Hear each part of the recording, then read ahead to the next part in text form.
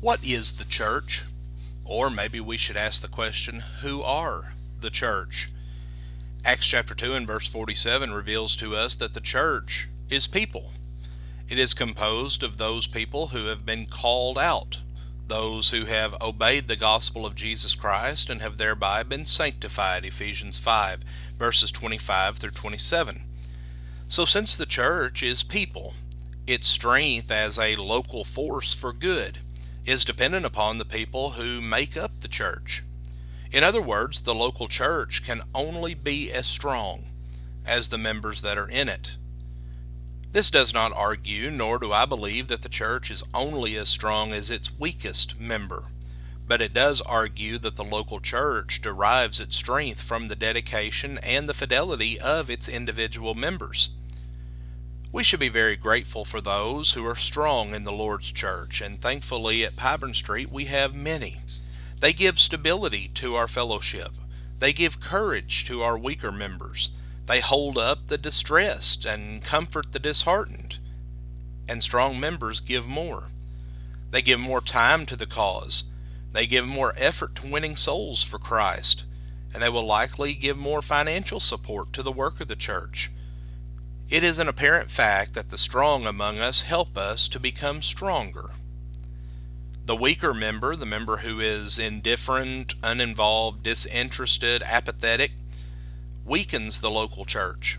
That member shows a lack of interest in spiritual things of the church, and that results in the world getting a poor estimate of the cause that he claims to profess. He often manifests a kind of half-hearted devotion to his duties, thus causing those in the center of his influence to see little or no conviction or determination to adhere to the truth in this person's life. Their manner of life does not show to others their determination to conform to their profession of faith, and members such as this weaken the local church. Those who are irregular in their attendance have a weakening effect upon the church.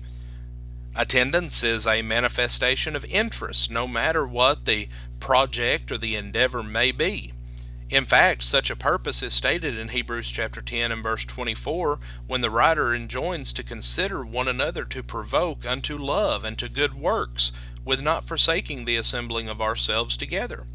Such assemblies were obviously meant to cause us to be regularly reinforced for our encounters with the world, as well as our personal spiritual progress. But when people do not attend as they ought, the opposite impression is forthcoming.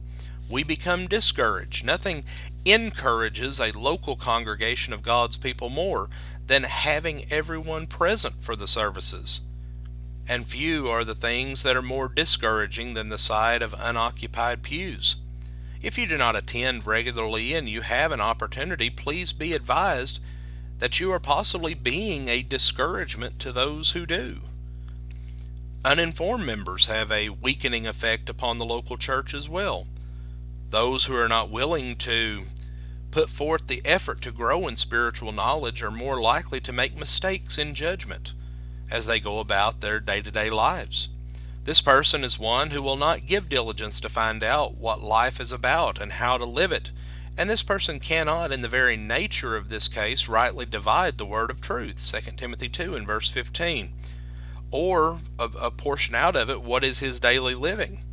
That person's tendency is to compromise, and it will be compounded by his not having truth in such a close proximity that he can apply it accurately to some given set of circumstances, and as a result, he can easily bring disrespect upon the church.